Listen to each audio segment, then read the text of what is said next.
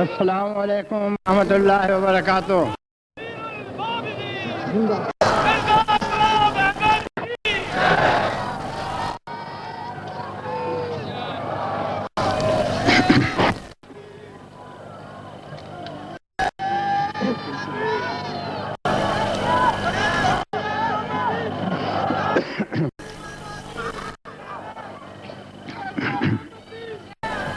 اشہد ان لا الہ الا اللہ وحدہ لا شریک لہ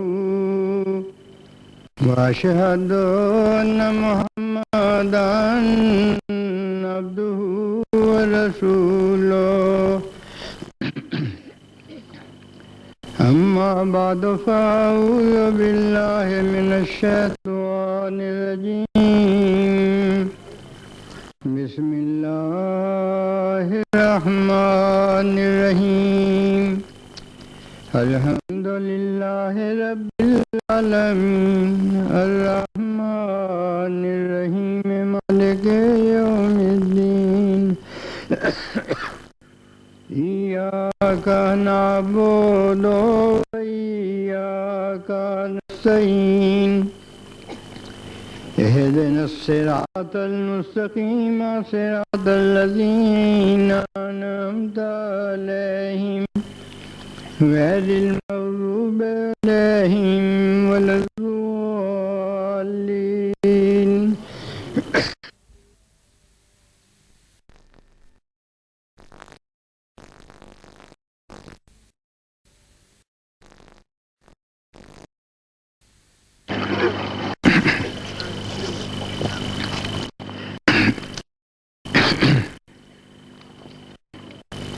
میرے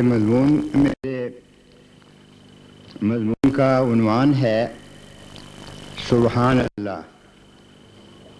اللہ تعالیٰ کی عظمت، اس کی کبریائی اور علو شان نہ سمجھتے ہوئے انسان ہمیشہ ہی بہکتا رہا۔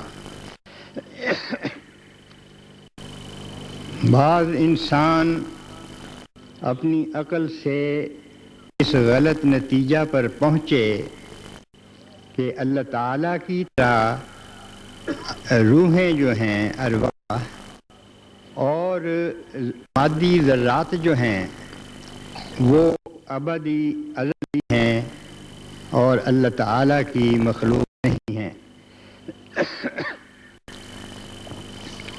بعض انسان اس نتیجہ پر پہنچے کہ اگر خدا تعالیٰ کا بیٹا بنا لیا جائے یا بیٹا سمجھا جائے یا بیٹیاں سمجھی جائیں یا خدا کا باپ سمجھا جائے تو اللہ تعالیٰ کی شان میں کوئی فرق نہیں پڑتا۔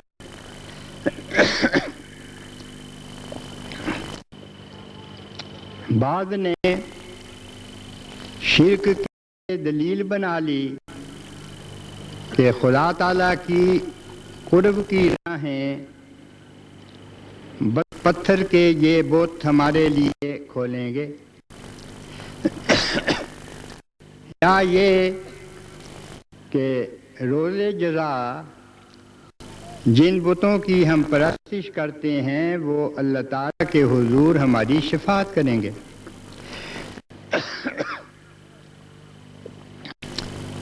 خدا تعالیٰ کی عظمت کو نہ سمجھتے ہوئے بعض لوگ اس بحث میں پڑ گئے کہ خدا تعالیٰ اپنی مثل ایک اور خدا بنا سکتا ہے یا نہیں۔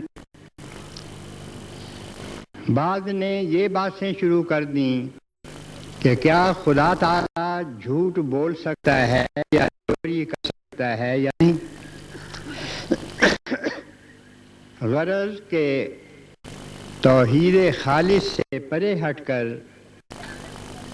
اندھیروں کی دنیا میں جو اپنی عقلیں دوڑائیں تو مختلف غلط بھیانک توحید سے دور عقائد انسان کے بن گئے۔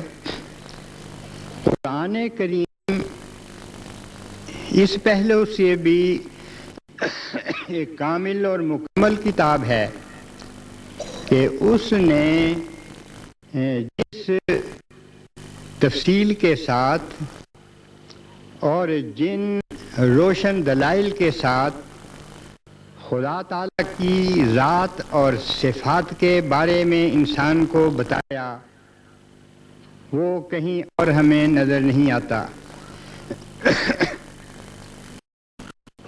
اس لیے بھی کہ سوائے قرآن کریم کے ہمارے پاس کچھ اور ہے ہی نہیں۔ قرآن کریم کی تعلیم پر بنیاد رکھ کے میں یہ بتاؤں گا کہ سبحان اللہ کے معنی حقیقتاً کیا ہیں۔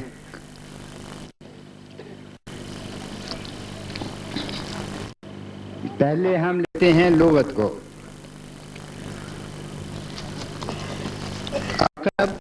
ایک لغت کی کتاب ہے، اس میں لکھا ہے کہ سبح اللہ کے معنی ہیں نزہہ، اللہ کی ذات کو تمام عیوب و نقائص سے پاک سمجھا اور مبرہ قرار دیا، اور لسان العرب میں تسبیح کے معنی تنزیہ کے، ایک پاک قرار دینا اور پاک سمجھنا۔ دوسرے یہ لکھتے ہیں کہ سبحان اللہ کے یہ معنی ہوں گے کہ اللہ تعالیٰ کی ذات کو تمام ان باتوں سے مبرہ قرار دینا جو اس کے شایان شان نہیں اور مناسب حال نہیں ہیں۔ تیسرے وہ کہتے ہیں اس کے یہ معنی ہے کہ اللہ تعالیٰ کی ذات اس سے پاک ہے کہ اس کا کوئی مثل یا شریک ہو، یا ذات یا صفات میں اس کا کوئی حصے دار ہو۔ یہ بھی ایک بد خیال پیدا ہو گیا تھا انسان کے دماغ میں۔ اور تاج العروس میں ہے ہر نقص سے پاک سمجھنا اور ہر عیب سے مبرہ قرار دینا۔ اللہ تعالیٰ کی ذات کے لیے کامل پاکیزگی کا اقرار کرنا، یہ لفظ جب بولا جائے تو اس کے معنی یہ ہوں گے کہ ایسی کامل پاکیزگی کہ جو ان تمام عیوب سے اللہ تعالیٰ کی ذات کو پاک قرار دیتی ہو، جو اس کی طرف مشرک لوگ اس کی ذات کو کما حقہ نہ سمجھ کر منسوخ کر دیتے ہیں۔ یہی معنی راغب نے جو قرآن کریم کی لغت ہے اس نے لکھے ہیں۔ اللہ تعالیٰ قرآن کریم میں فرماتا ہے وَيَتَفَكَّرُونَ فِي خَلْقِ السَّمَاوَاتِ وَالْأَرْضِ رَبَّنَا مَا خَلَقْتَ هَذَا بَاطِلًا۔ یہاں باطل کا لفظ استعمال ہوا، اور عربی زبان بہت سے بطون کی حامل ہوتی ہے، اس لیے اس سے بہت سے نتائج نکلے۔ ایک میں یہ بات بتا دوں کہ میرے اس مضمون کی بنیاد 3 چیزیں ہیں۔ زیادہ تر حضرت مسیح موعود علیہ الصلوۃ والسلام کی تفسیر قرآنی، 1-2 باتیں حضرت مسیح موعود رضی اللہ تعالیٰ عنہ کی تفسیر سے لی ہیں، اور کچھ ایسی باتیں بھی ہیں جو اللہ تعالیٰ کے فضل سے میں نے اسی سے براہ راست سیکھی ہیں۔ اس کے باطلاً کے ایک معنی یہ ہوں گے، اللہ اس بات سے پاک ہے کہ کوئی شے بے فائدہ اور بے مقصد پیدا کرے۔ دوسرے یہ کہ اللہ اس سے پاک ہے کہ اس کی طرف یہ بات منسوخ کی جائے کہ کوئی شے جو موجود ہو وہ اللہ تعالیٰ کی پیدا کردہ نہ ہو بلکہ اس کا خالق کوئی اور ہستی ہو۔ اور باطلاً میں یہ معنی بھی ہوں گے کہ تمام ارواح اور ان کی تمام قوتیں، تمام اجسام، ان کی ساری طاقتیں اللہ کی پیدا کردہ ہیں، باطل نہیں ہیں۔ ایک اور معنی اس کے یہ ہیں کہ عالم کی اشیاء میں سے جو کچھ موجود ہے یہ اسی کے تسلسل میں ہے، سب کا اللہ مالک ہے، وہ سب، اور یہ سب اشیاء اس کائنات کی، اس جگہ کہیں اس کائنات سے بھی آگے کوئی اور کائنات ہے تو اس کی بھی خدا مخلوق ہیں، اللہ تعالیٰ ان کا خالق ہے۔ اور ہستی حقیقی وجود ایک ذات حضرت باری تعالیٰ کے اور کسی چیز کے لیے حاصل نہیں، جو حقیقی ہستی وجود ہے وہ صرف اللہ تعالیٰ کا ہے، اور خدا تعالیٰ اپنی ربوبیت تامہ کے ساتھ عالم کے ذرہ ذرہ پر ہر وقت متصرف اور حکمران ہے۔ یہ نہیں کہ پیدا کیا اور چھوڑ دیا، ہر آن اور ہر وقت اس کائنات کے ہر ذرہ کے ساتھ اللہ تعالیٰ کا تعلق ہے، اور اپنی مرضی سے وہ اس میں تبدیلی پیدا کرتا ہے اور حکم اسی کا چلتا ہے، اور کوئی وقت ایسا نہیں کہ اس کے خیر سے خالی ہو۔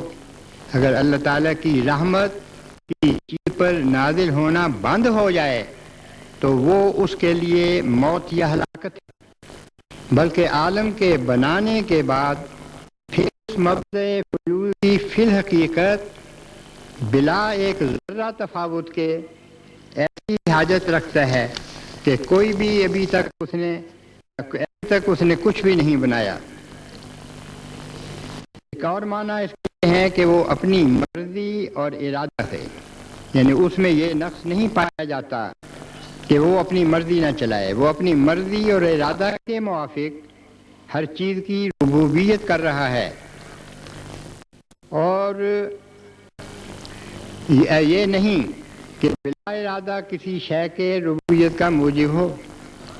اس صداقت کا یہ منشا ہے کہ ایک چیز کو جو عالم میں پائی جاتی ہے وہ مخلوق ہے، کہ ہر ایک چیز کے جو عالم میں پائی جاتی ہے وہ مخلوق ہے، اور اپنے تمام کمالات اور تمام حالات اور تمام اوقات میں خدا تعالیٰ کی ربوبیت کی محتاج ہے۔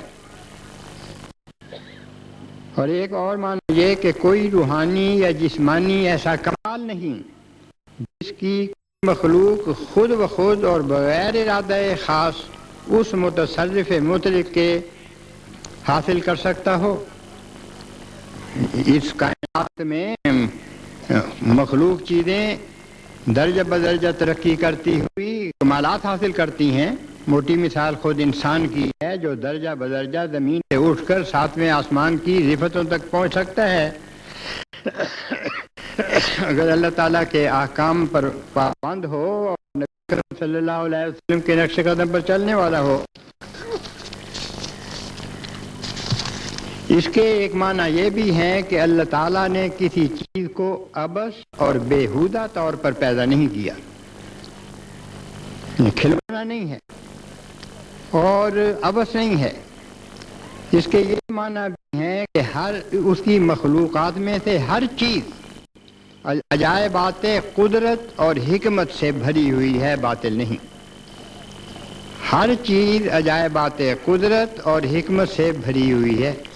یہ جو ظاہری سائنس ہے نا، اس وقت بڑی ترقی کی سائنس نے، وہ اس نقطے کے اوپر کھڑی ہوئی ہے وہ ساری عمارت کہ اللہ تعالیٰ نے جو کچھ پیدا کیا وہ عجائبات قدرت اور حکمت سے بھری ہوئی ہے، اور ہر روز ہم کوشش کر کے نئی سے نئی چیزیں اس میں سے نکالتے رہتے ہیں۔ اللہ اس سے پاک ہے۔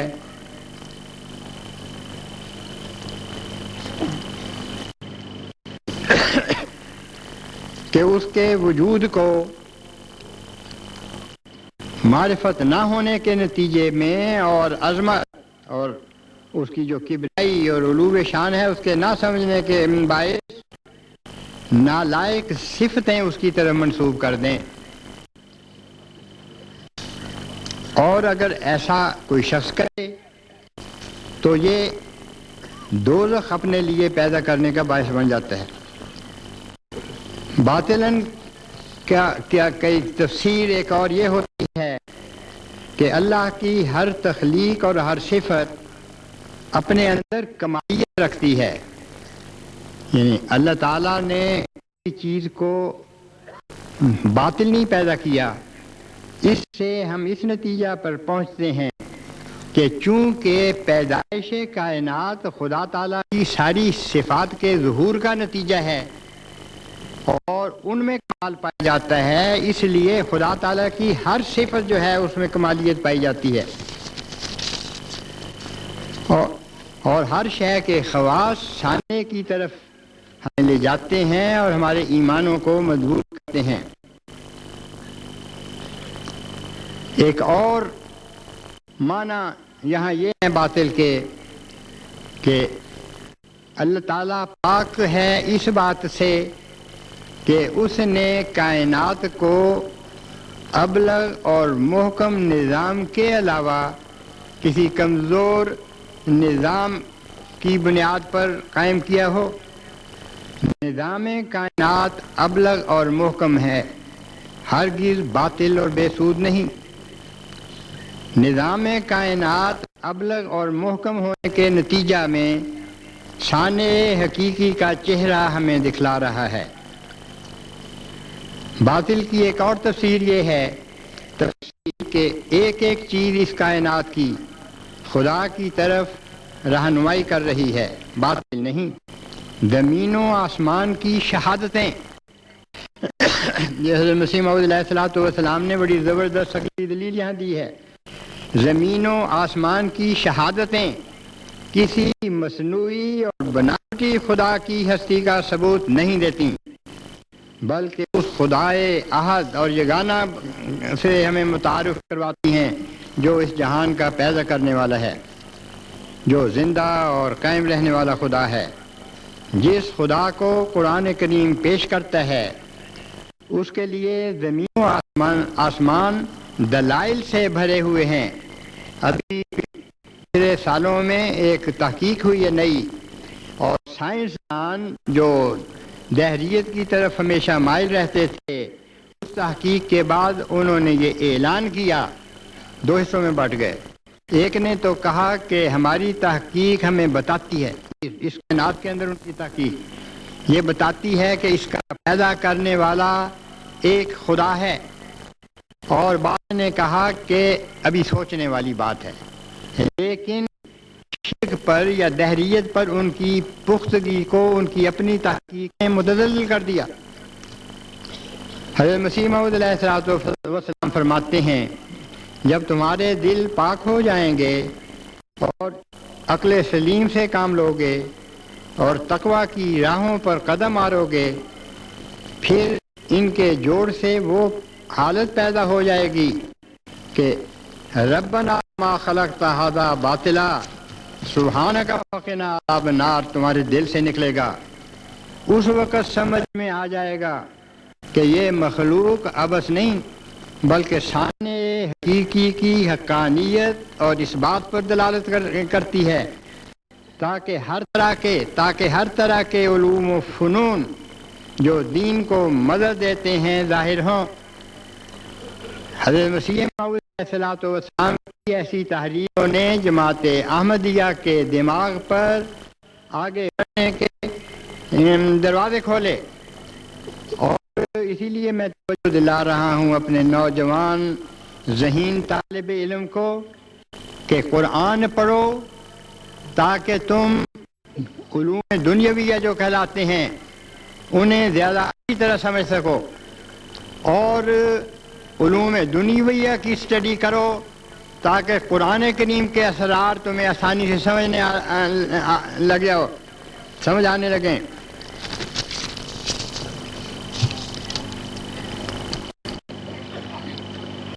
توحید وہ تو باطل کے متعلق ابھی تک میں کہہ رہا تھا، لفظ باطل وہ سب چیزیں سبحان اللہ میں ہیں کہ اللہ اس سے پاک، اللہ اس سے پاک، اللہ اس سے پاک، اللہ اس سے پاک، اللہ اس سے پاک۔ یاد رہے کہ حقیقی توحید جس کا اقرار خدا ہم سے چاہتا ہے اور جس کے اقرار سے نجات وابستہ ہے، یہ ہے کہ خدا تعالیٰ کو اپنی ذات میں ہر ایک شریک سے، خواہ بت ہو، خواہ انسان ہو، خواہ سورج ہو یا چاند ہو یا اپنا نفس یا اپنی تدبیر اور مکر و فریب ہو، منزہ سمجھنا۔ حضرت مسیح موعود علیہ الصلوۃ والسلام فرماتے ہیں کہ اس لحاظ سے توحید جو ہے وہ کئی قسموں میں، کئی شکلوں میں ہمارے سامنے آتی ہے۔ ذات کے لحاظ سے توحید یعنی یہ کہ اس کے وجود کے مقابل پر تمام موجودات کو معدوم کی طرح سمجھنا، یعنی جو شخص خدائے واحد و یگانہ پر ایمان لاتا اور توحید پر قائم ہے، وہ تمام موجودات کو معدوم کی طرح سمجھتا ہے اور تمام کو حالقۃ الذات کہ اپنے نفس میں ہلاک ہونے والی اور باطلۃ الحقیقت اور اپنے نفس میں کوئی حقیقت نہیں رکھتی، اس وقت تک قائم ہیں جب تک خدا قائم رکھنا چاہے، اور اس وقت تک ان کی کوئی حقیقت ہے، وہ ان کا کوئی فائدہ ہے، وہ انسان کے کام آ رہی ہیں، جب تک کہ خدا تعالیٰ جو قیوم ہے اپنے اس پرتاؤ ان کے اوپر نہ ڈال رہا ہو، ورنہ وہ باطلۃ الحقیقت ہو جاتی ہیں۔ دوسری شکل یا جہت توحید کی یہ ہے کہ ربوبیت اور الوہیت کی صفات پر ذات باری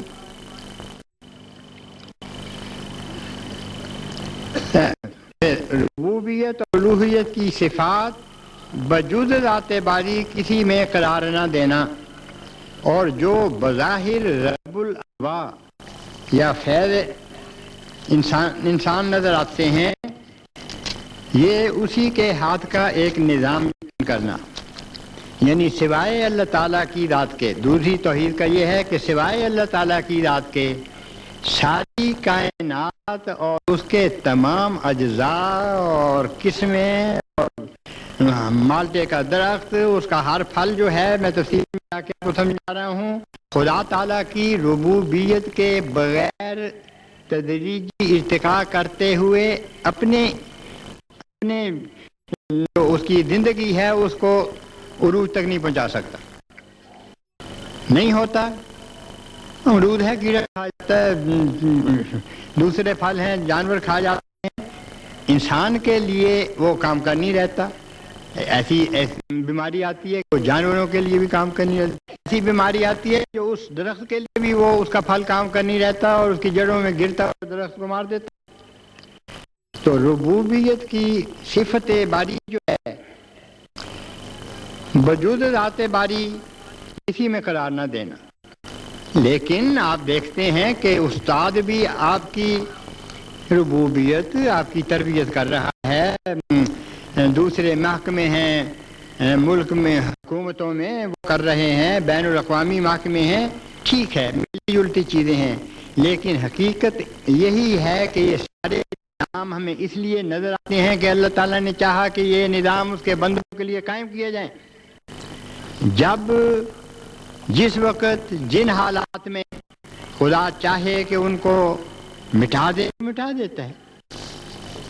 کسریٰ نے بڑی شاندار حکومت کی سیاست کے میدان، وہ ایک وقت تک خدا تعالیٰ نے اپنے بندوں کیا ان سے، پھر مٹ گئے، رائے نہ ابھرے۔ بڑی شاندار حکومت تھی ان کی، بڑے شاندار کھنڈرات انہوں نے چھوڑے ہیں اپنے پیچھے، لیکن وقت آنے پر وہ ختم ہو گئے۔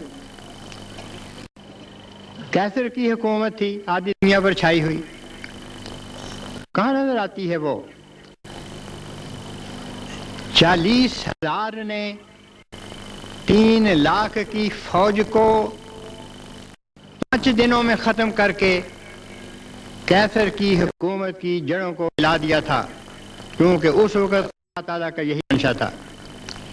تو حقیقی رب ہمارا رب پیدا کرنے والا، ہم سے پیار کرنے والا، ہماری غلطیوں کو معاف دینے والا، درگزر کر کے پھر بھی اپنی رحمتوں سے ہمیں نوازتے رہنے والا ہے ابدی اور ازلی طور پر. اور تیسرے یہ توحید، اس معنی میں توحید کہ محبت اور صدق اور صفا کے لحاظ سے توحید، یعنی محبت اور صدق اور صفا شعار عبودیت میں دوسرے کو خدا تعالیٰ کا شریک نہ گردانا اور اسی میں خدا تعالیٰ میں کھوئے جانا. یہ بھی ایک قسم ہے، ایک پہلو ہے توحید کا کہ جو محبت خدا سے کرنی ہے وہ کسی فرد واحد اس کی مخلوق سے نہیں کرنی. جو صدق و صفا کا معاملہ اس سے رکھنا ہے، جب اس کا مقابلہ، اس کی لڑائی دوسرے کسی وجود کے ساتھ ہو جائے تو ہمیشہ ترجیح اللہ تعالیٰ کو دے گا، خدا کا موحد بندہ. اور چوتھے یہ کہ اللہ تعالیٰ کو ہر قسم کے تغیر اور فنا سے پاک جاننا.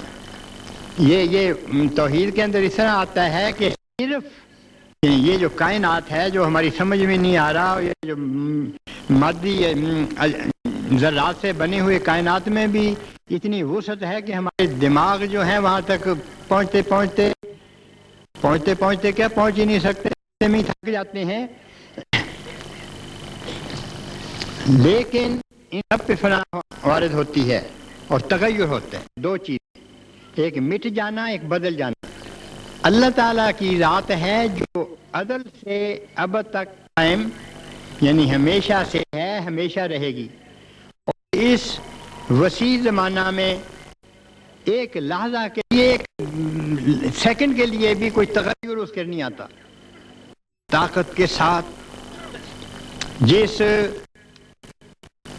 عظمت کے ساتھ اس کا وجود اس کی مخلوق نے ہزار کروڑ اربوں سال پہلے دیکھا، آج بھی وہی طاقت ہے، اس میں کوئی تبدیلی پیدا نہیں ہوئی. وہ خدا آج بھی اپنے بندوں کی اسی طرح آواز سنتا ہے جس طرح پہلے سنتا تھا، بہرا نہیں ہوا. اور وہ خدا اپنے پر جو جانوں کو چھار کرنے والے ہیں ان سے اسی طرح پیار کرتا ہے جس طرح پہلے کیا کرتا تھا. کوئی فرق نہیں، یعنی اس کو ازلی ابدی طور پر تغیر اور فنا سے پاک سمجھنا، اور ہر دوسری شے میں تغیر ہمیں نظر آتا ہے اور فنا ہمیں نظر آتا ہے. کوئی ایسے کیڑے بھی ہیں جن کی ساری زندگی چند سیکنڈ میں پیدائش اور زندگی ختم ہو جاتی، یعنی پیدائش اور موت چند سیکنڈ کا فاصلے کے ساتھ آ جاتی. یہ شہد کی مکھی جو اتنا احسان آپ پہ کر رہی ہے شہد بنا کر، اس کے جو مزدور ہیں کام کرنے والے، یعنی جو ملکہ ہے، اس کے علاوہ سارے، ان کی ساری زندگی 45 دن سے 60 دن ہے. اور ان دنوں میں ایسا تغیر ان کے اندر آتا ہے جنہوں نے اس کو ان پر تحقیق کی ہے وہ بھی حیران، اور ہم جو اس تحقیق کو پڑھتے ہیں ہم بھی حیران خدا کی شان دیکھ. کوئی چند سیکنڈ زندہ رہتا ہے، کوئی 40 سال سے 100 سال تک زندہ رہتا ہے. انسان اپنے آپ کو بڑا سمجھنا چاہتا ہے. ہمیشہ زندہ رہنے والا جس پر فنا نہیں، اور ہمیشہ ایک حالت میں ساری طاقتوں اور عروج کے ساتھ قائم رہنے والا جس میں کوئی تغیر اور تبدل نہیں، وہ صرف ایک ذات ہے. یہ چوتھی قسم ہے توحید.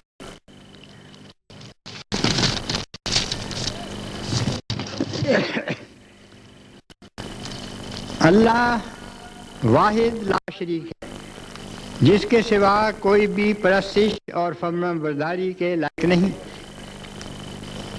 اب ایک پہلو سے ہم اسے دیکھتے ہیں.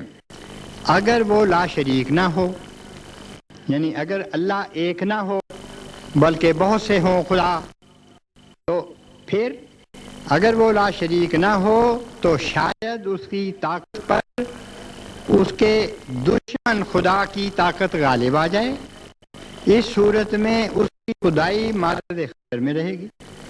تو اگر ایک سے زائد ہیں تو ہر ایک خدا کی خدائی مارد خطر میں رہے گی۔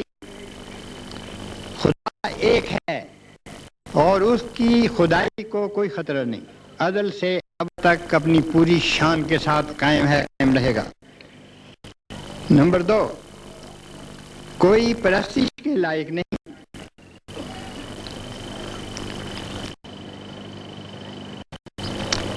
کوئی پرستش کے لائق نہیں، اس معنی میں شریک ہے نا، اس معنی میں کہ کوئی ہستی ایسی نہیں جس کی صفات اور خوبیاں اور کمالات سب سے اعلیٰ ہوں۔ اللہ تعالیٰ کے سوا اس کائنات میں کوئی ایک شے بھی ایسی نہیں کہ جس کی صفات اور خوبیاں اور کمالات جو ہیں وہ سب سے اعلیٰ ہیں۔ صرف اللہ تعالیٰ کی ذات ہے جس کی صفات اور خوبیاں اور کمالات سب سے اعلیٰ ہیں۔ وہ اس قدر کامل کمال کا مالک خدا ہے، اس سے بڑھ کر کوئی اعلیٰ نہیں ہو سکتا۔ وہی ہے جس کی پرستش میں ادنا کو شریک کرنا ظلم ہے اور حماقت بھی۔ تیسرے یہ کہ سوائے اللہ کے اللہ کی ذات کو اور کوئی نہیں جانتا۔ یعنی انسان جس نے علم کے میدانوں میں بڑی ترقی کی، خدا کی مخلوق کے ایک حصے کو جو پنجابی میں کہتے ہیں پورنا، اس سے زیادہ آگے نہیں بڑھے۔ جو سمجھدار ہیں وہ کہتے ہیں ہم نے تو خدا تعالیٰ کی اس کائنات میں جو خدا تعالیٰ کے جلوے ظاہر ہوئے اس کو اگر سمندر سمجھا جائے تو ہم کنارے پر کھڑے ہو کے ہم نے چند قطرے اٹھائے ہیں، ابھی تو ہمیں پتہ نہیں کہ یہ سمندر کی حقیقت کیا ہے، اس کی عظمت کیا ہے، اس کی شان کیا ہے، کس قدر بے شمار اللہ تعالیٰ کے جلوے اس پر ظاہر ہوئے اور کچھ کا کچھ اس کو بنا دیا ہمارے فائدہ کے لیے اور ہماری خدمت کے لیے۔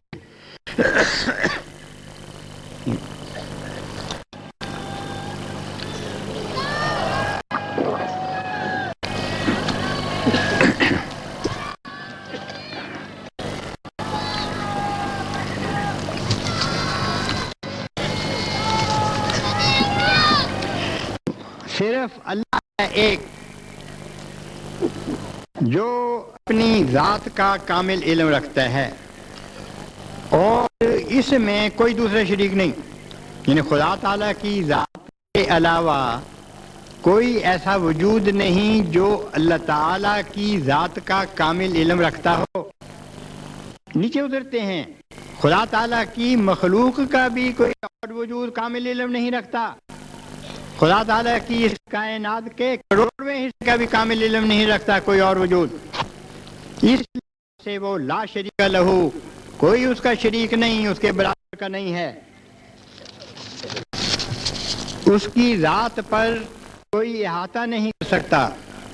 کوئی وجود خدا کا سراپا، ہر وجود خدا کا سراپا دیکھنے سے قاصر ہے۔ اور ایک یہ بات کہ وہ عالم الشہادہ ہے، کوئی چیز اس کی نظر سے پردہ میں نہیں۔ وہ پاک ہے اس بات سے کہ علم اشیاء سے غافل ہو۔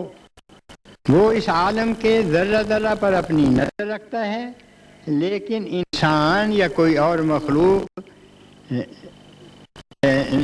یہ نظر نہیں رکھ سکتی۔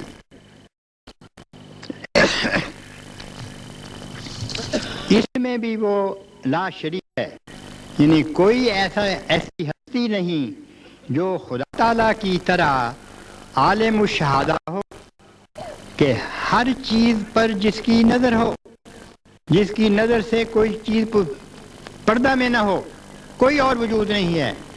اس معنی میں بھی وہ لا شریک ہے۔ پانچویں یہ کہ اس کا کوئی ایسا کار پرداز نہیں جس کو اس نے زمین و آسمان کی حکومت سونپ دی ہو۔ ایک یہ غلط تصور پیدا ہوا بعض لوگوں میں کہ خدا تعالیٰ پرسنل گاڈ نہیں ہے، یعنی ذاتی تعلق اپنی مخلوق سے نہیں رکھتا. اور نہایت نامعقول دلیل یہ بنا لی، اتنی ہستی اس کو کیا کہ حقیر انسانوں سے وہ ذاتی تعلق رکھے. غلط ہے یہ دلیل اور باطل ہے یہ استدلال. حقیقت یہ ہے کہ جس طرح وہ اکیلا بغیر کسی شریک کے اپنی ذات کا کامل علم رکھتا ہے، اسی طرح وہ بغیر کسی شریک کے اس کائنات کا کامل علم رکھتا ہے. اس نے اس کو پیدا کیا، اس نے ہر آن اس کی ربوبیت کی، ہر وہ سیکنڈ، ہر وہ جو واقعہ یوں نہیں، اگر خدا تعالیٰ کی نظر سے ہو جائے تو اس کائنات سے اوجھل ہو جائے گا، ہلاکت ہو جائے گی، اس کی فنا ہو جائے گا. تو عالم الشہادہ ہے اور کوئی ایسا کار پرداز نہیں، یہ اسی کے ساتھ ہے کہ سونپ دی ہو کہ اب تم سنبھالو. جس سوات میں بادشاہ صاحب نے والی صاحب کو اپنی ریاست سپرد کر دی تھی. یہ جو تخیل ہے کہ کسی کو سپرد کر دینا، اس میں بہت سی روحانی قباحتیں پیدا ہوتی ہیں کہ آپ نے اپنی زندگی وقف کی خدا واحد یگانہ کے لیے، اور آپ کو جلا دینے کے لیے آ گیا کوئی اور مخلوق میں سے جو جانتے ہی نہیں آپ کو.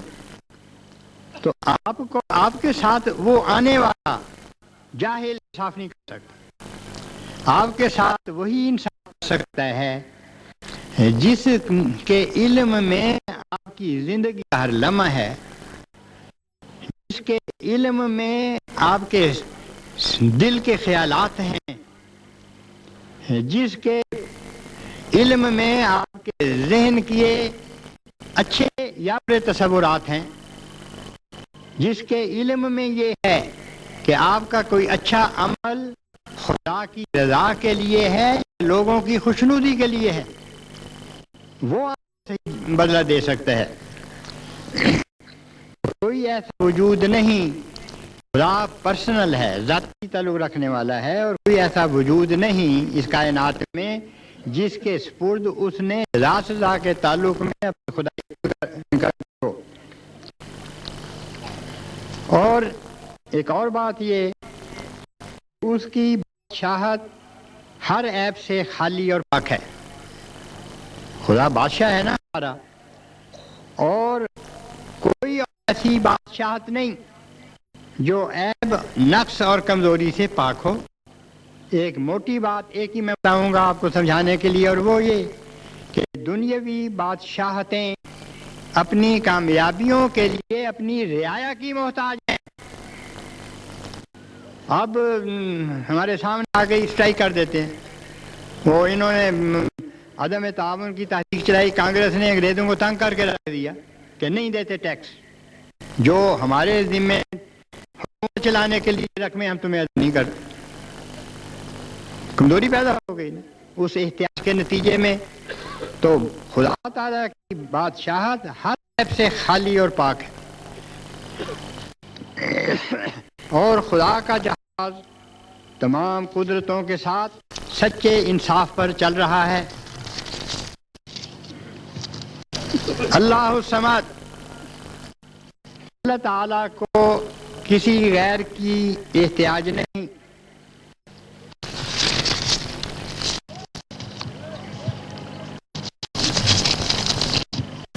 اس میں یہ مضمون سوچتے ہوئے اللہ تعالیٰ نے یہ سمجھایا کہ خدا تعالیٰ کی ذات اس قدر عظمتوں والی ہے کہ خدا تعالیٰ کوئی ارادہ یا نیت ایسی نہیں کر سکتا، یعنی اپنی عظمت و شان کے لحاظ سے، جس کو پورا کرنے کے لیے غیر کی احتیاج ہو اسے. اس واسطے کہ کون فیکون ایسی قدرتوں ہے کہ اس کے لیے تو کون کہنا، یعنی یہ حکم ایک مختصر چھوٹا ایک لفظی کہ ہو جا اور ہو جاتا ہے. گیلیکسیز جس کا ایک چھوٹا سا حصہ ہماری زمین ہے، بے شمار گیلیکسی کہتے ہیں اس قبیلے، ستاروں کے اس قبیلے کو جس میں بے شمار سورج ہیں اور ہر سورج کے گرد ستارے گھوم رہے ہیں. تو یہ ایک گیلیکسی. اب سائنسدان اس طرف آ رہے ہیں اپنی تحقیق کے نتیجے میں کہ ہمیں اس طرح نظر آتا ہے کہ جب اتنی جگہ پیدا ہو جائے دو گیلیکسیز کے درمیان، ایک گیلیکسی بے شمار ستاروں سورجوں پر مشتمل وہاں سما سکتی ہو تو کون کہتا ہے اور وہ ہو جاتی ہے. تو اللہ تعالی نہ کوئی ارادہ ایسا، اس کی عظمت اور شان اور اس کی جو کبریائی ہے اور اس کے علو ہے اور اس کے جو خدائی ہے اس کی کوئی خیال اس کے آ ہی نہیں سکتا کہ جو جس کے پورا کرنے میں کسی اور کا محتاج بن جائے، وہ احتیاج اور ہو.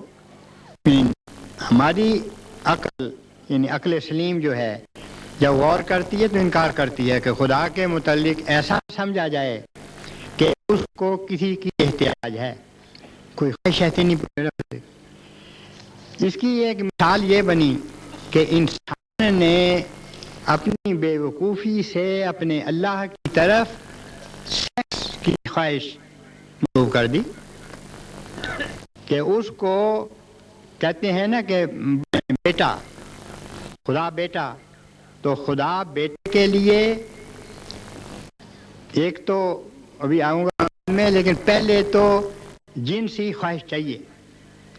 تو بندہ خدا تو خدائی کہاں تو رہ گئی اللہ کی، اگر تم یہ سوچو گے تو کوئی ایسی خواہش جس کے پورا کرنے کے لیے ایک عورت کی ضرورت ہو ہی نہیں سکتی، کیونکہ وہ تو اسات،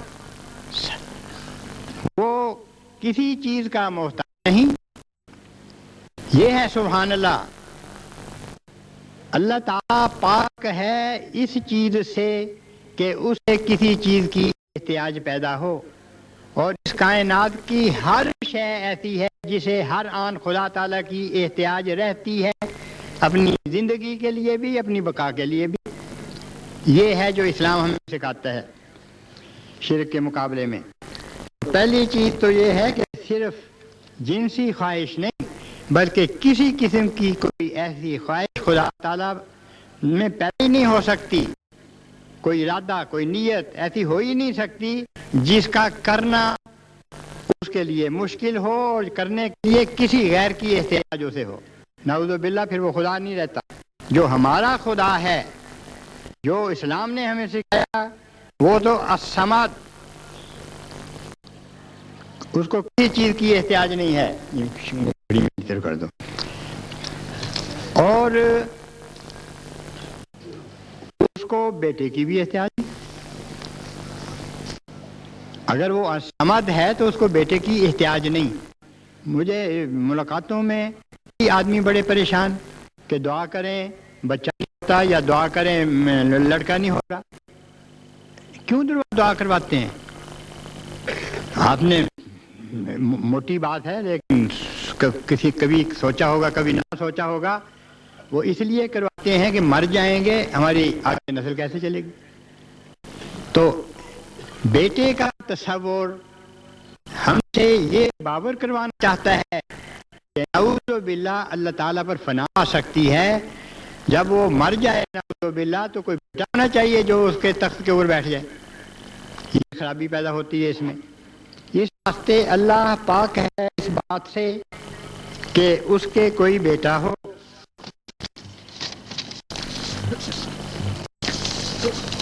دوسرے،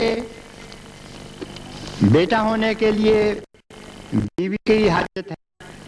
اللہ پاک ہے اس بات سے کہ اسے کسی اس قسم کے ساتھی کی احتیاج ہو.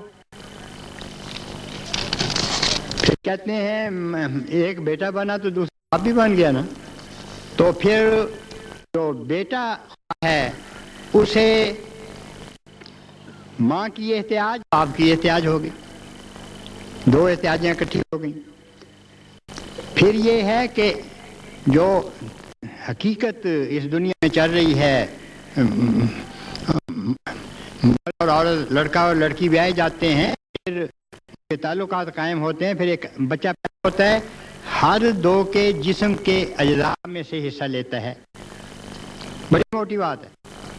بچہ جو پیدا ہوتا ہے وہ یہ گواہی، ہر بچہ، مثلا کوئی نئی شادی ہوئی، پہلا بچہ پیدا ہو گیا، مثال میں کے طور پہ وہ لیتا، اس بچے نے یہ اعلان کیا کہ میرے جسم میں میری ماں کا بھی حصہ ہے اور میرے باپ کا بھی حصہ ہے. تو خدا تعالیٰ کی خدائی وجود جو تھا وہ حصوں میں بٹ گیا نا،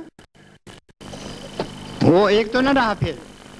پھر اس کے اجزاء علیحدہ ہو کے بٹنے شروع ہو گئے، اور کچھ تھوڑا بٹ کے علیحدہ ہونا، تقسیم ہو جانا تھوڑی، وہ امکان پیدا کرتا ہے کہ ساری خدائی بے شمار حصوں میں بٹ کے ختم ہو جائے. تو عقلاً نامعقول ہے اور خدا تعالیٰ کی عظمتوں کے خلاف ہے اور اس کی صفت الصمد کے خلاف ہے.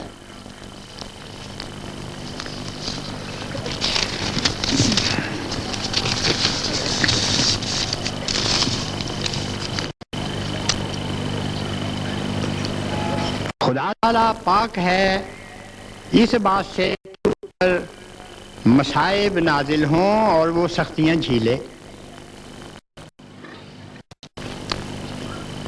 آپ حیران ہوں گے کہ خدا تعالیٰ پر مصائب نازل کیسے ہو گئے، سختیاں کیسے جھیلیں. اور حضرت مسیح علیہ السلام پر مصائب نازل ہو گئے، سختیاں جھیلیں، سلیب پر لٹکا دیا، کیل گاڑ دیے، ذلیل کرنے کی کوشش کی. تو خدا تعالیٰ اپنی ذات میں یہ عظمت رکھتا ہے کہ وہ السلام، ایک صفت ہے السلام، کہ مصائب اور سختیوں سے محفوظ ہے. یعنی اس خدا تعالیٰ کے ساتھ، ہمارے رب کریم کے ساتھ، ہمارے اللہ کے ساتھ مصائب اور سختیوں کا کوئی تعلق ہی نہیں ہے. اس کی خدائی، اس کی عظمت کہتی ہے کہ میں مصائب کو دور کرنے والا ہوں اور سختیاں جھیلنے والوں کے لیے سکون کا سامان پیدا کرنے والا ہوں. میرے اوپر مصائب اور سختیاں نہیں آتی، میں السلام ہوں. پھر یہ نتیجہ نکلے گا، اگر یہ آپ سمجھ لیں کہ خدا تعالیٰ پر بھی مصائب اور سختیاں آ سکتی ہیں، کہ اگر وہ آپ ہی مصیبتوں میں پڑے گا، لوگوں کے ہاتھ سے مارا جائے گا اور اپنے ارادوں میں ناکام رہے گا، اس کے بدنمونے کو دیکھ کر کس طرح دل تسلی پکڑے گا کہ ایسا خدا ہمیں جو عاجز انسان ہیں ضرور مصیبتوں سے چھڑانے میں کامیاب ہوگا. خدا تو وہ ہے کہ سب قوتوں والوں سے زیادہ قوت والا اور سب پر غالب آنے والا ہے. ایسی غلطیوں میں پڑنے والے خدا کی قدر نہیں پہچانتے. یہ قرآن کریم کی آیت کی تفسیری ہے. پھر قرآن کریم میں ہے سبحانہ تعالی ما یقولون علوا کبیرا، کہ اللہ تعالیٰ بلند و بالا ہے اس بات سے جو مشرک لوگ اس کی طرف منسوب کرتے ہیں. قرآن کریم نے اور بھی ممکن باتیں منسوب کی ہوں، میں جلدی میں سے صرف دو باتیں اٹھا قرآن کریم میں. ایک یہ کہ مشرک کہتا ہے کہ ہم شرک اس لیے کرتے ہیں یقربوننا الی اللہ، کہ ہمیں اللہ کے قرب میں لے جائیں گے، اللہ تعالیٰ کا قرب ہمیں حاصل ہو جائے گا بتوں کی بدولت. اور دوسرے وہ ہیں جو کہتے ہیں کہ یہ اللہ کے حضور ہماری شفاعت کریں گے. تو من الذی یشفع عندہ الا باذنہ، شفاعت وہی کرے گا جسے اللہ اذن دے گا، اور جس کے حق میں اللہ اذن دے گا وہ وہی ہوگا جو شرک نہیں کرنے والا ہوگا. تو جو مشرک ہے اس کے بتوں کو تو خدا تعالیٰ نے شفاعت دینے کا اذن نہیں دینا، اور نہ وہ یہ طاقت رکھتے ہیں کہ خدا کے قریب کر دیں. اللہ اس سے پاک ہے.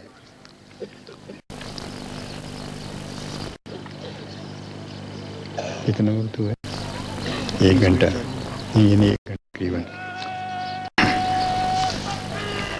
گرم نہیں ہوتی چاہ ہے اس میں بھی ٹھنڈی آ رہی ہے.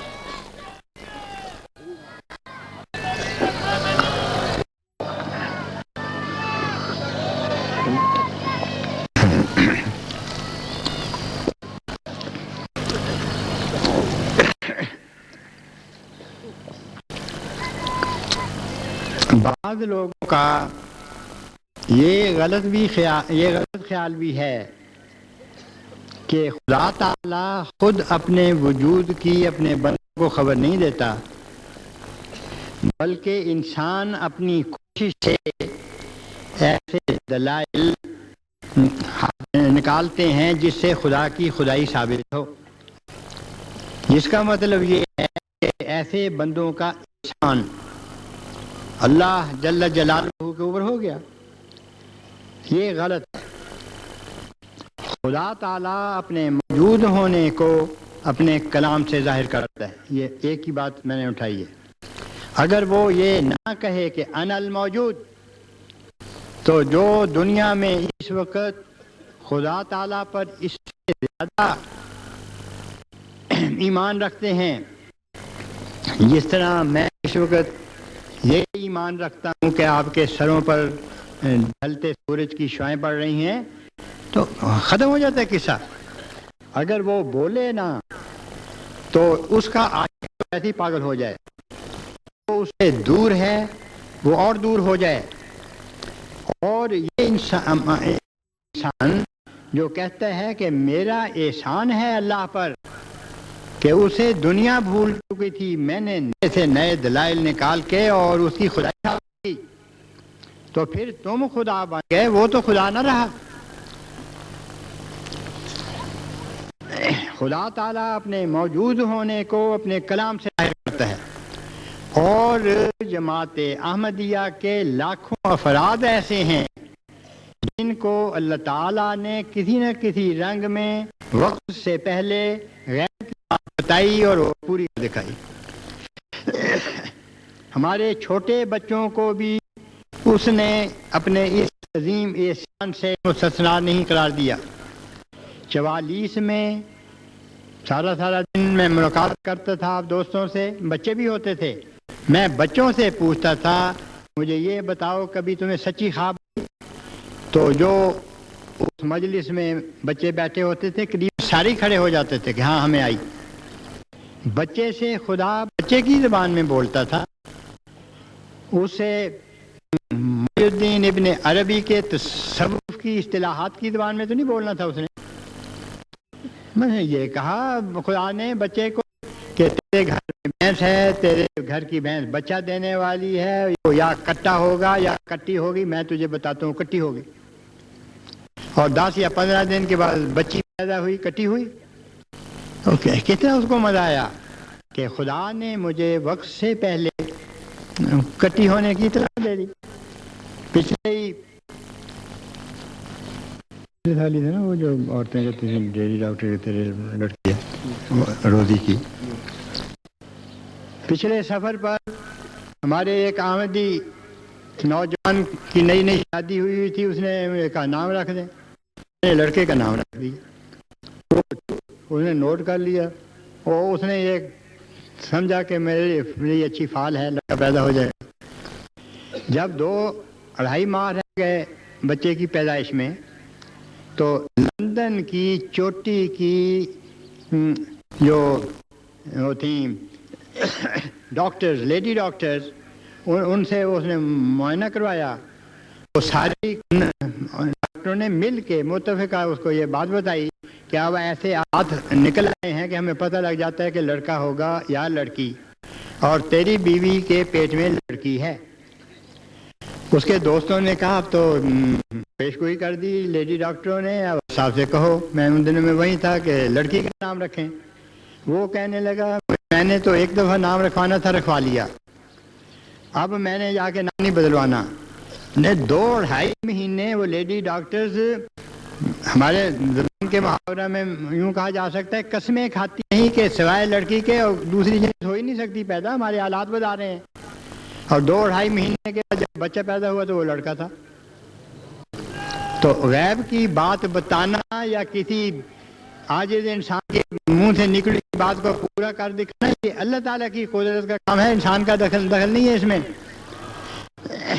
تو خدا اپنے وجود کا خود اعلان کرتا ہے، کسی غیر کا اس کے اوپر احسان نہیں۔ وہ کہتا ہے انا الموجود، وہ بے شمار زبانیں بولتا ہے، ہر انسان کے ساتھ اس کے حالات کے مطابق اسی ضرورت کے مطابق بات کرتا ہے. وہ جب میرے سے بات کرتا ہے تو جماعت کے متعلق بات کر رہا ہوتا ہے، کیونکہ میں اور جماعت ایک ہی وجود کے دو نام ہیں. 10 سال پہلے مجھے اس نے کہا اللہ اسپین میں تھا میں، کہ جو اللہ پر توکل کرے اللہ ہی کافی ہے، کسی اور پر جانے کی ضرورت نہیں. ان اللہ بالغ امرہ، جو چاہتا ہے کر دیتا ہے. واللہ علی کل شیء قدیر، اور لیکن ہر کام کا ایک وقت ہوتا ہے. مجھے تعبیر میرے دل میں یہ ڈالی گئی کہ اسپین میں ہم مستحکم ہو جائیں گے، مسجد ہمیں مل جائے گی، لیکن ابھی نہیں، وقت آنے پر. اور 9-10 سال کے بعد خدا تعالیٰ نے ایسے حالات بدلے، وہاں مسجد کے لیے زمین مل گئی، وہاں میں نے بنیاد رکھی. اب تازہ اطلاع کے مطابق وہ مسجد بن چکی ہے. جب مسجد بن رہی تھی تو ہمارے ملک کے ایک سفیر سے کسی آمدی نے کہا کہ انہوں نے بنیاد رکھی ہے مسجد کی، تو وہ کہنے لگے میں تو وہاں سفیر رہا ہوں، وہ تو کیتھولک ہیں، پروٹسٹنٹ کو گرجا بنانے کی اجازت نہیں دیتے، اور احمدیوں کو مسجد بنانے کی کس نے اجازت دے دی؟ اس نے کہا کہ اجازت کیا مطلب، بن رہی ہے. میں مانتا ہی نہیں، احمدی بڑے چلاک ہیں، ہوشیار ہیں، جھوٹ بولتے ہیں ایسا کہ دوسروں کو قائل کر دیتے ہیں. میں نے اس کو کہا تصویریں آ رہی ہیں دکھا دینا. وہ جب تصویریں آئیں وہ اس کو جا کر دکھایا، یہ دیکھو زیر تعمیر، تو سر اس کو جھک گیا اور منہ سے ایک بات نہیں نکال سکا. خدا نے کہا تھا کہ اللہ غالب علی امرہ، میں جو فیصلہ کر دیتا ہوں وہ ہو جاتا ہے. اللہ فہو حسبہ، مجھ پہ توکل کرو، تمہیں کسی اور چیز کی ضرورت نہیں ہے. اور جس وقت انہوں نے مذہبی آزادی دی اور اعلان کیا کہ یہاں سارے مذاہب جو ہیں ان کو آزادی دی جا رہی ہے، تو 10 دن کے بعد خدا تعالیٰ نے ہمیں توفیق دے دی کہ مسجد کی بنیاد رکھ دیں. اور وہ وہاں کے میئر وغیرہ نے کہا بھی کہ یہ بھی ہے ہمیں خوشی، ہم جو آزادی کا اعلان تھا 10 دن 12 دن چند دنوں کے بعد آپ پہلے ہیں جنہوں نے مسجد کا سنگ بنیاد رکھ دیا یہاں، اور ان کے لیے بجلی کے سامان پیدا کر دیے. تو انسان کا خدا تعالیٰ پر احسان نہیں ہے. بڑا احمق وہ جو سمجھتا ہے کہ اس کا احسان ہے خدا یا اس کے رسول پر، اور بڑا قابل رحم ہے وہ جو ایسا سمجھتا ہے. ہم تو ہر آن اس فکر میں رہتے ہیں، میں اور آپ، کہ اللہ تعالیٰ ہر آن ہم پر پہلے سے زیادہ احسان کرتا چلا جائے. رب انی لما انزلت الی من خیر فقیر، ہم تو اس کے در کے فقیر ہیں، احسان جتانے والے نہیں ہیں. ہم عاجز بندوں پر اپنی رحمت سے اور فضل سے وہ نشان پہ نشان، نعمتوں پر نعمتیں نازل کرتا چلا جاتا ہے. تو خدا کی خدائی یعنی وہ پاک ہے، وہ میں سبحانہ کی کر رہا ہوں، سبحان اللہ. اللہ تعالیٰ اس بات سے پاک ہے کہ غیر اللہ کے کسی حصہ سے وہ احسان لے، کسی کا زیر احسان آ جائے. وہ تو احسان کرنے کا ایک سمندر ہے، اور دنیا اور اس کائنات کی ہر شے پر ہر آن اس کا احسان ہے. پہلے تو یہی کہ جب پیدا کر دیا، زندگی عطا کر دی الحی خدا نے، تو ہر آن جو زندگی کو قائم رکھنے کے لیے اس احسانوں کی ضرورت تھی، ہر آن وہ احسان ان کو ملتے چلے گئے.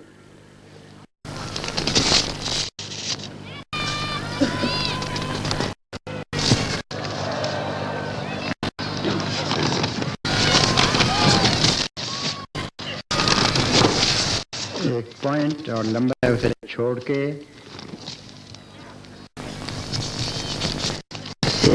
غلط فہمی دنیا میں پیدا ہوئی، عیسائی دنیا بھی اعتراض سمجھ لگ گئی. وہ ہے عرش رب کریم. عرش رب کریم کسے کہتے ہیں؟ مسیح موعود علیہ السلام نے مختلف جگہ اس پر بحث کی ہے، اور اس مسئلے کو روز روشن کی طرح بالکل واضح کر دیا، اور اس میں کوئی ہمیں کوئی چیز چھپی ہوئی نہیں اب نظر آتی، بالکل ہر چیز پاک ہے۔ بڑا لمبا ویسے یہ مضمون بن جاتا ہے، لیکن میں بالکل مختصر کر کے پھر اس وقت انشاءاللہ دعا کروں گا۔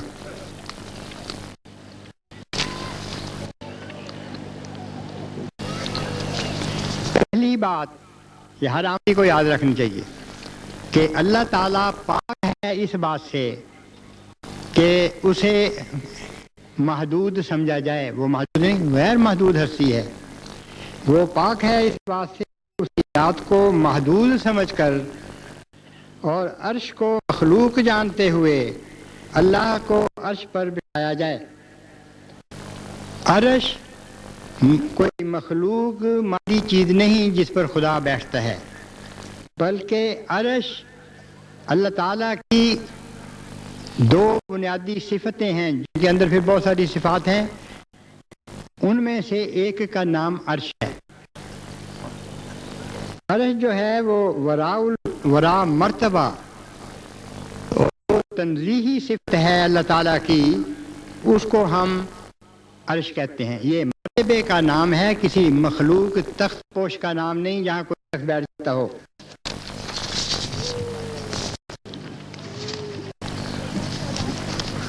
تھوڑی سی تفصیل، لمبی تفصیل میں نہیں جاؤں گا۔ خدا تعالیٰ کا انسان کے ساتھ ہونا اور ہر ایک چیز پر محیط ہونا ایک خدا کی تشبیہی صفت ہے، خصوصاً انسان۔ اس لیے کہ جب خدا تعالیٰ نے یہ کہا کہ ما خلقت الجن والانس الا لیعبدون، کہ میں نے جن و انس کو اس لیے پیدا کیا کہ میری صفات سے متصف ہوں، میری صفات کا رنگ اپنی صفات کے اوپر چڑھائیں۔ قریب ہے نا خدا، تو خدا کا انسان کے ساتھ ہونا اور ہر ایک پر محیط ہونا خدا کی ایک تشبیہی صفت ہے۔ اشتباہ پڑ گیا نا، خدا رحیم ہے، انسان بھی رحیم ہے، خدا رب ہے اپنی پوری عظمتوں کے ساتھ، انسان بھی رب ہے اپنے گھر میں، اپنے بچوں کی تربیت کرتا ہے، ربوبیت کرتا ہے، ان کی ضرورتوں کو اپنے ایک بڑے مخصوص محدود بڑے چھوٹے کر رہا ہے، لیکن رب کے ساتھ مشابہت اختیار کر لی۔ دوسری کائنات کی اشیاء نے بھی خصوصاً انسان نے اپنی صفات میں خدا تعالیٰ کی صفات سے ایک مشابہت پیدا کر لی۔ اس لیے ایک اور بد مذہبی پیدا ہوئی۔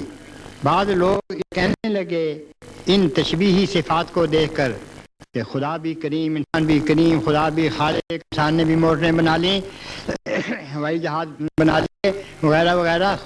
یہ جو صفات اس کی ہماری زندگی پر ظاہر ہوتی، خدا تعالیٰ نے کہا ہے کہ میں بڑا بزرگی اور طہارت کا چشمہ ہوں، تو خدا کے بزرگ بندوں میں پاکیزگی پیدا ہو گئی، ہم شکل ہو گئے ایک لحاظ سے۔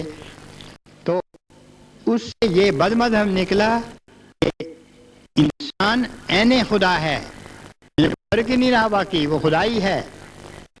تو اس چیز سے انسان کو محفوظ کرنے کے لیے خدا تعالیٰ نے اپنی ایک دوسری بنیادی صفت کو بیان کیا۔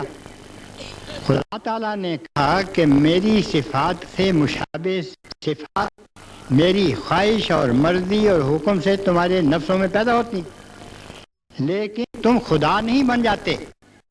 اور اس کا ثبوت یہ ہے، یاد رکھو، کہ میری تنزیہی صفات بھی ہیں جو جن کا تعلق ہی مخلوقات نہیں، اور وہ اپنے جلوے دکھا رہی ہیں۔ اور یہ جو تنزیہی اور تشبیہی صفات تھیں، ان میں جو تنزیہی صفات کا جن کے ساتھ تعلق تھا اس کو عرش کا نام رکھا، کہ میں اپنی یعنی وحدانیت کے قیام کے لیے ایسی صفات کا اظہار کرتا ہوں کہ جو کسی اور مخلوق کے ساتھ ان کی کسی ایک صفت کے ساتھ مشابہ نہیں ہیں، تو جن میں یکتا ہوں کسی پہلو سے بھی نہیں۔ دوسرے پتہ نہیں اس میں آئے، اس اختصار میں نہیں، میں زبانی بتا دوں، حضرت مسیح موعود علیہ السلام نے فرمایا کہ جن میں اشتباہ ہے ان میں بھی اشتباہ ہے، بنیادی طور پر مثلا انسان دیکھنے کے لیے اپنی آنکھ کا محتاج ہے. آنکھ سے ہی دیکھتے ہیں نا آپ. موتیا پڑ جائے, دکھنے لگ جائے, پیچھے وبا تھی, آنکھوں کی مصیبت دیکھ جاتی ہے. آنکھ خدا ہے اور خدا نے ہمیں دی وہ, لیکن بہرحال بینائی ہمیں دی. خدا دیکھتا ہے بغیر آنکھ کے, اور خدا کی بینائی جو ہے وہ غیر محدود ہے. اب یہاں وہ سامنے بیٹھے ہوئے ہیں کہ چہرے مجھے نظر نہیں آ رہے, بس یہ پتہ لگ رہا ہے کہ میرے جیسے انسان ہیں وہ بھی بیٹھے ہوئے. ایک میل آگے چلے جائے تو بعض دفعہ جھاڑی اور انسان میں پتہ نہیں لگتا. شکاری جنگلوں میں جاتے ہیں, کئی حادثات ہو جاتے ہیں, ان کو ہرن اور انسان کے اندر پتہ نہیں لگتا. یہ انسان اور ہرن میں فرق نہ کر سکے اور کہے یہ میرے پاس بھی بینائی اور خدا بھی دیکھنے والا ہے, اس وقت ہم برابر ہو گئے, نعوذ باللہ من ذالک, مطلب کا خیل بات ہو جائے گی. تو جو جہاں مشابہت ہے وہاں بھی محدود دائرہ میں ناپی مشابہت ہے, اور جہاں مشابہت نہیں ہے تنزیہی صفات میں, مثلا خدا تعالیٰ عظیم ہے, اس عظمت کو کوئی انسان پہنچ ہی نہیں سکتا. خدا تعالیٰ جو ہے وہ ایک, یہ جو کائنات ہے یہ خدا تعالیٰ کا وجود جہاں اپنے جلوے ظاہر کر رہا ہے, اس کو میں کیا کہوں. اب کائنات کے علاوہ میرے ذہن میں کوئی لفظ نہیں آ رہا. بہرحال کائنات اس میں ایک ذرے کے برابر ہے اور اس میں مخلوق کوئی نہیں, لیکن خدا تعالیٰ کی صفات کے جلوے ہر رہے ہیں. علیہ السلام فرماتے ہیں, اور خدا کا تمام مخلوقات سے وراء الورا ہونا اور سب سے برتر اور اعلیٰ اور دور تر ہونا اور اس تنزہ اور تقدس کے مقام پر ہونا جو مخلوقیت سے دور ہے, تو عرش کے نام سے پکارا جاتا ہے. یہ صفت ہے عرش, اس صفت کا نام تنزیہی صفت ہے, اور خدا نے قرآن شریف میں اس لیے اس صفت کا ذکر کیا تا وہ اس سے اپنی توحید اور اپنا وحدہ لا شریک ہونا اور مخلوق کی صفات سے اپنی ذات کا مزدہ ہونا ثابت کرے. مگر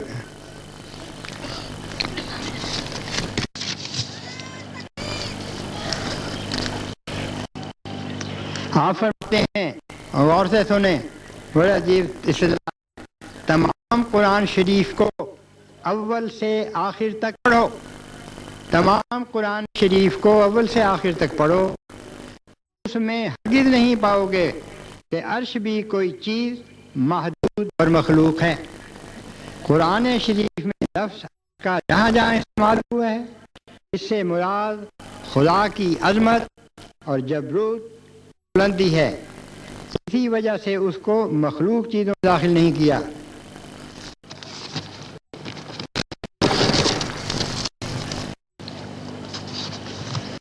بہرحال مختصر میں نے عرش کے بتا دیا, کہیں الجھ جائے گئی تو اس کو سمجھا دیں کہ عرش خدا تعالیٰ کی تنزیہی صفات کا نام ہے, اور کوئی مخلوق نہیں, نہ خدا مخلوق ہے کہ اس کو کسی تخت پوش کی ضرورت تھی جہاں وہ بیٹھ جائے. اور کچھ باتیں اللہ کی خدائی تو غیر محدود ہے, بولتے ہیں کہ زندگی رہی. اب 4 بج گئے ہیں اور میں بھی تھوڑا سا تھک گیا ہوں, اس لیے آپ دعا کریں گے. دعا ہماری جو خدا ہم سے چاہتا ہے وہ بڑی وسعتوں والی دعا ہے. یعنی جب یہ کہا اللہ نے کہ ہر ایک سے پیار کرنا, کسی سے دشمنی نہ کرنا, تو ہماری دعا کے دائرہ میں ساری دنیا آ جاتی ہے. سارے انسان نہیں میں کہہ رہا, ساری دنیا آ جاتی ہے, ساری کائنات آ جاتی ہے. اس لیے نبی اکرم صلی اللہ علیہ وآلہ وسلم کو اللہ تعالیٰ نے قرآن کریم میں رحمت للانسان کی شکل میں نہیں پیش کیا, بلکہ رحمت للعالمین کی شکل میں پیش کیا ہے. تو ہمارا یہ حق ہے اور ہمارا یہ فرض ہے اور کائنات کی ہر شے کا یہ حق ہے کہ ہم ان کے لیے دعا کریں. مثلاً شے میں سے میں ایک مثال دیتا ہوں. ایٹم کے ذرے کا یہ حق ہے کہ جماعت احمدیہ خدا کے حضور عاجزانہ دعا کرے، اور ایٹم کے ذرے کا ہم سے یہ مطالبہ ہے کہ دعا کرو کہ اے خدا انسان کو ایٹم کے طاقت کا غلط استعمال سے بچا، تاکہ ایٹم کے ذرے کو دکھ نہ پہنچے کہ خدا نے مجھے پیدا تو خدمت کے لیے کیا گیا تھا اور بنا دیا مجھے انسان کے ہاتھ نے انسان کا دشمن. تو اسلام نے یہ اعلان کر کے کہ سخر لکم ما فی السماوات و ما فی الارض جمیعا منہ، بہت سے احسان ہیں، ایک بڑا احسان کائنات کی ہر شے پر یہ کیا کہ ان کے حقوق محدود کر دیے، مبین کر دیے، بیان کر دیے اور محفوظ کر دیے اپنی اس عظیم شریعت کے اندر. تو دعائیں کریں کہ اللہ تعالیٰ کائنات کے ہر حصے کو اس کا حق ادا ہو جانے کے سامان پیدا کرے کہ انسان غلط استعمال سے ان کے حقوق کو غصب کرنے والا نہ ہو. پھر چونکہ وہ انسان کے لیے بنائی گئی ہے یہ ساری مخلوقات، انسان کا یہ حق ہے کہ ہم ان کے لیے دعا کریں کہ وہ اپنے ہاتھ سے یا کسی غیر کے ہاتھ سے ہلاکت کا منہ نہ دیکھیں، بلکہ حیات اور زندگی اور خدا تعالیٰ کا پیار اور خدا تعالیٰ کا نور اور خدا تعالیٰ کا حسن دیکھنے والے ہوں، اور اپنی بدقسمتی سے نجات حاصل کر کے اور آزاد ہو کر محمد صلی اللہ علیہ وسلم کی غلامی میں آ جائیں اور خدا تعالیٰ کے فضلوں کے وہ وارث بنیں. پھر وہ ہیں ہم سب جو نبی اکرم صلی اللہ علیہ وسلم کی طرف منسوب ہونے والے ہیں. ہم سب کا یہ حق ہے کہ ہم ایک دوسرے کے لیے دعائیں کریں اور کبھی بھی امت مسلمہ کو اپنی دعاؤں میں نظر انداز نہ کریں. اللہ تعالیٰ امت مسلمہ کے لیے خوشحالی کے سامان پیدا کرے، اور مختلف وقتوں میں جو انسانی زندگی میں سختیاں اور مصیبتیں آ جاتی ہیں، کبھی اپنے ہی ہاتھ سے بنائی ہوئی، کبھی غیروں کے منصوبوں کے نتیجہ میں، وہ سب سختیاں اور وہ سب مصیبتیں خدا دور کر دے، اور وہ بشاشت، وہ انشراح صدر جو ایک مسلم کے سینہ میں پیدا ہونے کا وعدہ دیا گیا ہے، وہ انشراح صدر پیدا ہو. آپ نے فرمایا نبی اکرم صلی اللہ علیہ وسلم نے کہ جس دل میں بشاشت ایمانی پیدا ہو جائے وہ ہلاکت سے محفوظ کر دیا جاتا ہے. تو سب کے دلوں میں یہ بشاشت پیدا ہو، ہم اپنے رب کریم کے احکام کو سمجھنے والے اور یاد رکھنے والے اور ان پر عمل کرنے والے بن جائیں. اور پھر یہ جماعت احمدیہ ہے، تعداد میں مختصر سی جماعت، اگر سارے انسانوں کے مد میں شمار کی جائے تو بہت کم ہے. ہم مانتے ہیں، شبہ نہیں، کوئی ہچکچاہٹ نہیں اس سے تسلیم کرنے میں. تھوڑے ہیں تعداد میں، پیسے کے لحاظ سے دنیا میں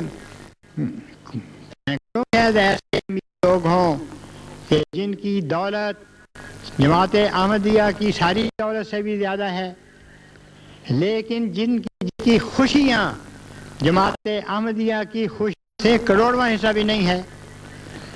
مالی لحاظ سے ہیں، تسلیم کرتے ہیں. دنیا ہمیں نہیں سمجھتی، یہ دنیا کی بدقسمتی ہے. دنیا ہمیں نہیں سمجھتی، سے ہمیں دیکھتی ہے، ہم انہیں سمجھتے ہیں اور درد سے ان کے لیے دعائیں کرنے والے ہیں. اللہ تعالیٰ ان کو سمجھ کرے اور ہمیں توفیق دے جو ان کے حق ہیں وہ ہم ادا کریں، اور جو ہمارا حق ہے وہ اللہ تعالیٰ ہمیں ادا کرے کہ جو اس سے ملے گا پھر ہمیں کسی اور کی طرف توجہ دینے کی ضرورت نہیں. اور مل رہا ہے، جو دور بھی نگاہ رکھتے ہیں ان کو نظر آنا شروع ہو گیا ہوگا. جو نوجوان ہیں انہیں میں کہتا ہوں، جماعت احمدیہ کی زندگی میں ایک انقلاب دین برپا ہو چکا. دنیا جماعت احمدیہ کی عظمت اور ان کے اخلاق کو دیکھ کے ان کے رعب کو جو ان پر پڑتا ہے اس سے متاثر ہونی شروع ہو گئی. ہماری باتوں کو یہ عیسائی دنیا سمجھتی نہیں، مانتی بھی نہیں. سمجھیں گے تو مانیں گے نا، لیکن ہمیں وہ سمجھنے اور ماننے لگ گئے ہیں. کہتے ہیں عجیب قوم ہے یہ.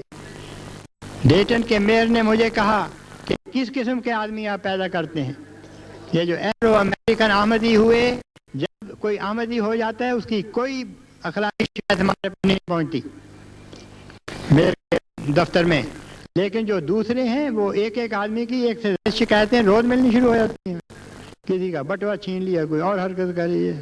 صاف ستھرے جسم، صاف ستھرے دماغ، صاف ستھرے کپڑے، اخلاق اچھے، روحانیت میں ترقی کر رہے ہیں. اللہ تعالیٰ ان کو بڑھاتے ہی چلا جائے. بڑی عجیب قومیں یہ پیدا ہو رہی ہیں. تھوڑے ہیں امریکہ میں، لیکن لاکھوں کی تعداد میں افریقہ میں. پہلے وہ بلیک کہلاتے تھے، آج وہ نورانی بن گئے ہیں.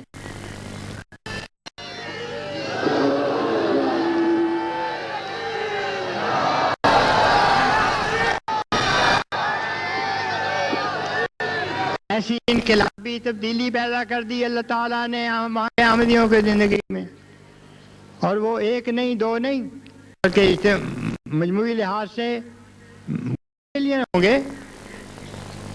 اور قربانی کرنے والے، اللہ تعالیٰ کا ورد کرنے والے، تسبیح اور تحمید کرنے والے، محمد رسول اللہ صلی اللہ علیہ وسلم پر درود بھیجنے والے، اللہ اور محمد کے عاشق، ہر چیز اللہ کی راہ میں قربان کرنے والے، اور جو دوسرا حق تھا حقوق العباد، اپنے ملک میں دوسروں کی خدمت کرنے والے. ایک نئی قوم آ گئی ان علاقوں میں. آدمی سمجھتا نہیں کہ وہاں کے رہنے والے ہیں، سمجھتا ہے شاید آسمانوں سے خدا نے ان کو اتارا ان شہروں، ان ملکوں کی کے باشندوں کی بہبود کے لیے، اور ان کو اٹھا کے خدا کے پیار کی رفعت تک پہنچانے کے لیے. تو انقلاب عظیم پا ہو چکا، حرکت میں ہے، اور اس میں مومنٹم پیدا ہو رہا ہے. یعنی حرکت جو ہے روز بروز تیز ہوتی چلی جا رہی ہے. آج نہیں تو کل، کل نہیں تو پرسوں ساری دنیا محمد صلی اللہ علیہ وسلم کے جھنڈے تلے جمع ہوگی. یہ خدا کا فیصلہ ہے، اور خدا تعالیٰ نے اپنے اس فیصلے کا بھی اعلان کیا کہ میرے منصوبوں میں کوئی ماں جایا مجھے ناکام کرنے والا نہیں پیدا ہوا. جو خدا نے کہا وہ ہوگا. آپ نعرے لگا لو تھوڑے سے دعا سے پہلے.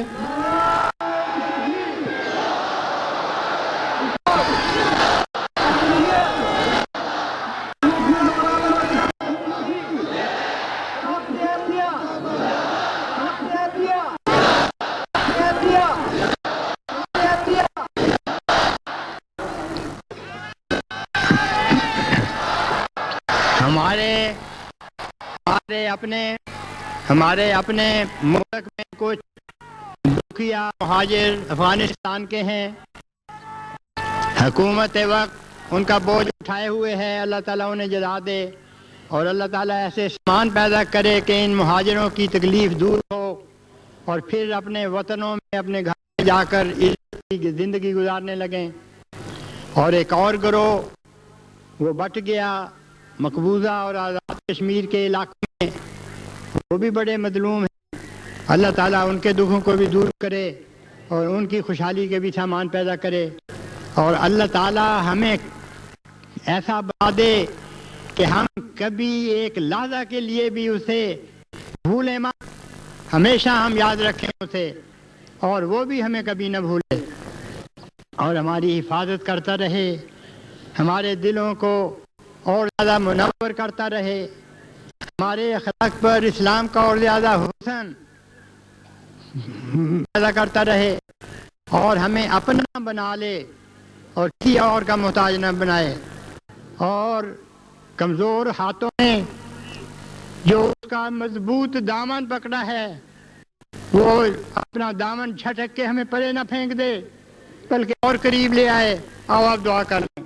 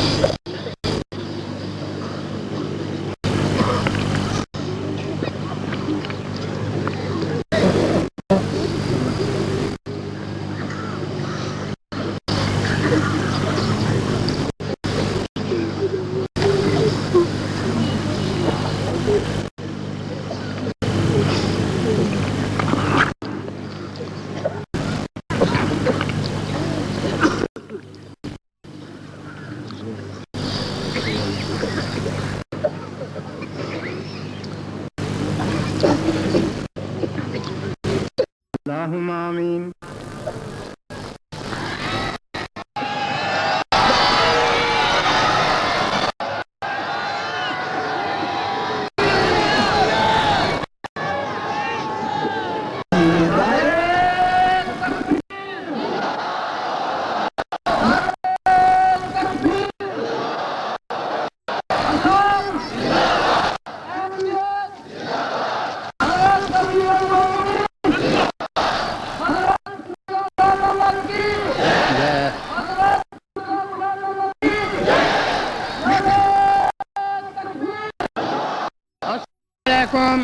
السلام علیکم ورحمۃ اللہ وبرکاتہ. اللہ تعالیٰ آپ کا حافظ ناصر ہو.